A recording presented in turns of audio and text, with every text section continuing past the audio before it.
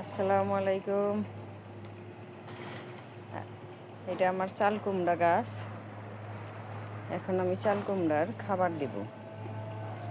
গাছের মাটিতে দেখলাম অনেক কেঁচু হয়েছে। বেশি কেঁচু হলেও গাছ নষ্ট হয়ে যায়, তাই এখন আমি একটু যত্ন করব। খাবার দেওয়া হয় না অনেক দিন ধরে। এখানে চা পাতা, ডিমের খোসা, টিএসপি, পটাশ, ডিএপি আর সামান্য ইউরিয়া, আর দিব ফুরাডান।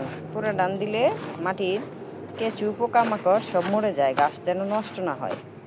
2টা টমেটো গাছ এর জন্যই মারা গেছে। উঠানোর পর দেখি অনেক কেঁচু, তাই আমি গাছের গোড়ায় এগুলো দিয়ে দিব।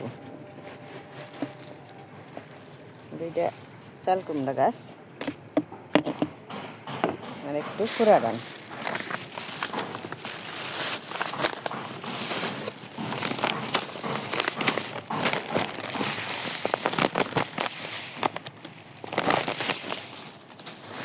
ফুরাডান বেগুনি কালার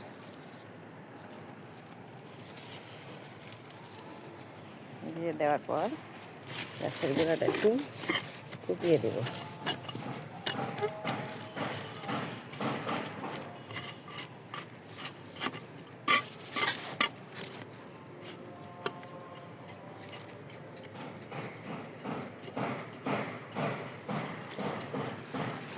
এরকম করে দিয়ে দিলাম। এখন আমি চারপাশ দিয়ে একটু সবজির কাটা ছড়িয়ে দিয়ে রাখবো। নিজে থেকেই পচে জৈব সার হয়ে থাকবে। এই তো আমার প্রতিদিনের সবজির কাটা ছাদে এসে পড়ে। এগুলো আমি কাঁচাই গাছের গোড়ায় দিয়ে রাখি, আবার একটা বালতিতে ভিজিয়ে রাখি। আবার আরও বেশি হলে আমি একটা বালতিতে এগুলা পচতে দিই।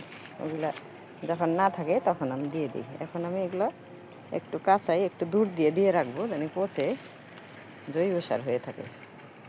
গাছটা খুব সুন্দর হবে।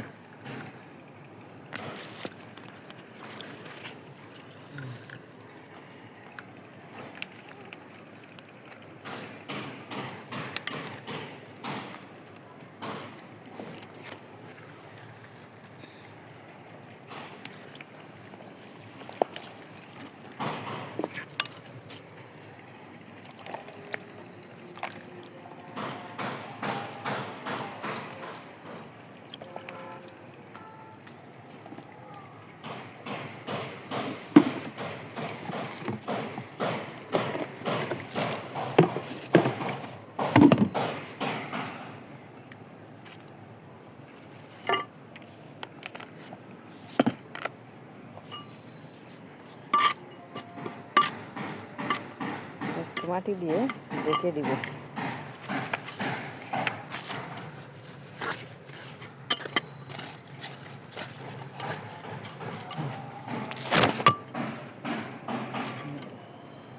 আর টমেটো গাছের গোড়ায়ও আমি একটু দিয়ে দিব।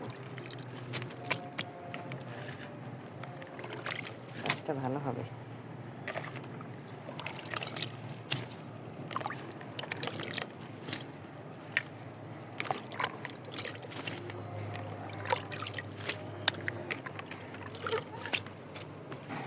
এখানে আমার চাল দেওয়া পানিও আছে। এগুলো সব আমি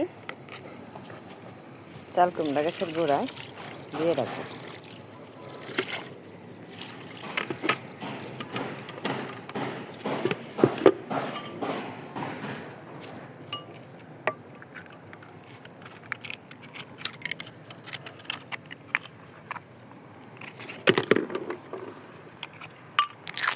ডিমের খোসাগুলো আমি ভেঙে গোড়ায় দিয়ে রাখবো।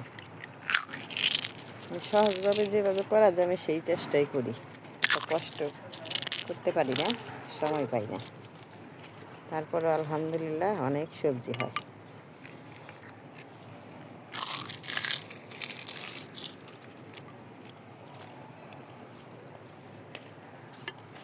ঢেকে দিব, হয়ে গেল।